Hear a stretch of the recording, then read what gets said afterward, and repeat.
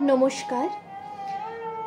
আজ 25শে বৈশাখ উপলক্ষে আমি ঋদ্ধি সাহা কবি শুভ দাশগুপ্তের লেখা আমার রবীন্দ্রনাথ কবিতাটি পরিবেশন করছি।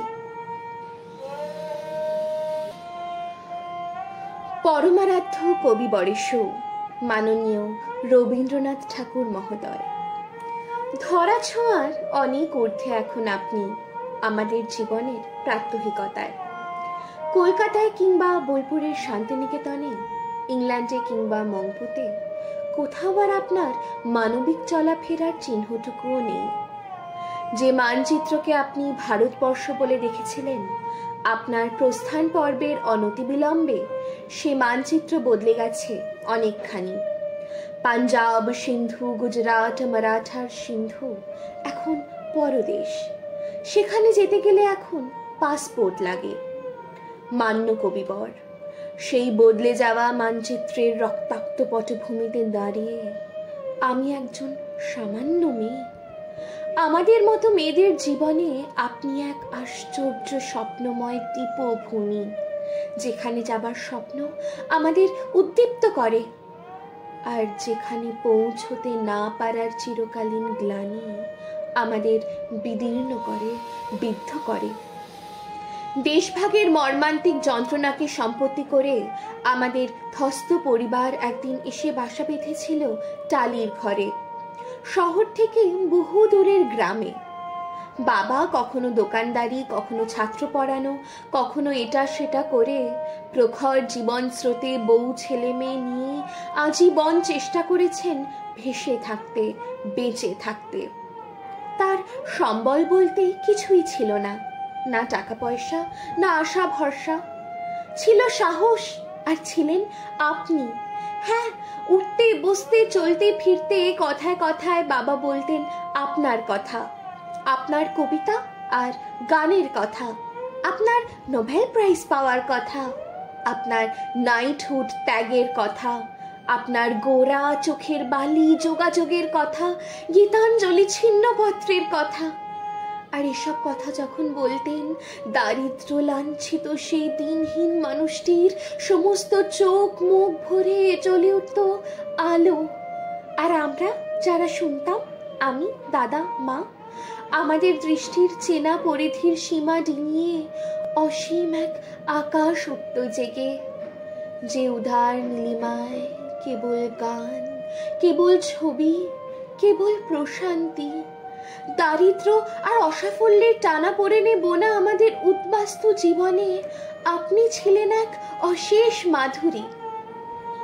কবি, আপনার জানার কথা নয়, আমরা জানি, আমরা দেখেছি অনটন আর নিরুপায় দারিদ্র কি ভয়ঙ্কর আগ্নেয় শক্তিতে জ্বালিয়ে পুড়িয়ে দিয়েছে আমাদের নিরন্ন জীবনকে। তবু যখন দিনগত পাপক্ষয়ের রূপান্তে এসে একটুখানি মাটির দাওয়ায় বাবা বসতেন সন্ধ্যের চৈত্রের বাতাস কপালে নিয়ে, তখন নুইয়ে পড়া দুমড়ে যাওয়া সেই হতমান মানুষটি কি বিশ্বাসে যে গেয়ে উঠতেন, নাই নাই ভয়, হবেই হবে জয়, খুলে যাবে এই দ্বার।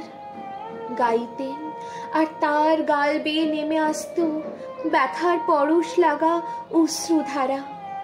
সব হারিয়েও বাবার বুক জুড়ে ছিলেন আপনি। আমরা তখন অবোধ শিশু। সেদিন ছিল শ্রাবণের এক অবিরাম বৃষ্টির রাত।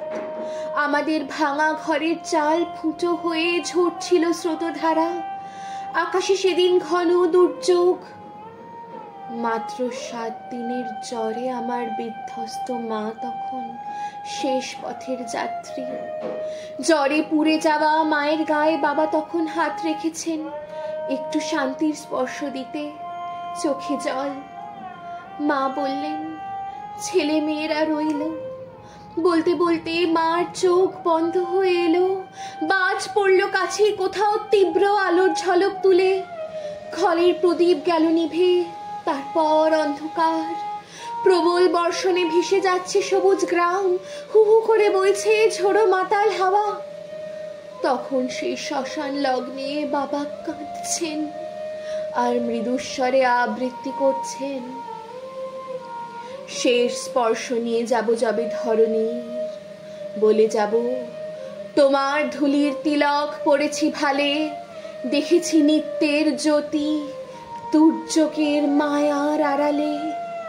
সত্যের আনন্দ রূপ এ ধুলিতে নিয়েছে মূরতি, এই জেনে এ ধুলায় রাখিনু প্রণতি। কবি, আজও তুমি আছো, প্রতিদিন আছো এই হতভাগ্য দেশের অগণিত মানুষের চিন্তায় চেতনায়, আছো প্রতিদিনের দুঃখ সুখের ধ্বস্ত দিনলিপিতে। 25শে বৈশাখ বা 22শে শ্রাবণের শহুরে আড়ম্বরে নয়, তুমি বেঁচে আছো, বেঁচে থাকবে চিরদিন, চিরকাল। নমস্কার।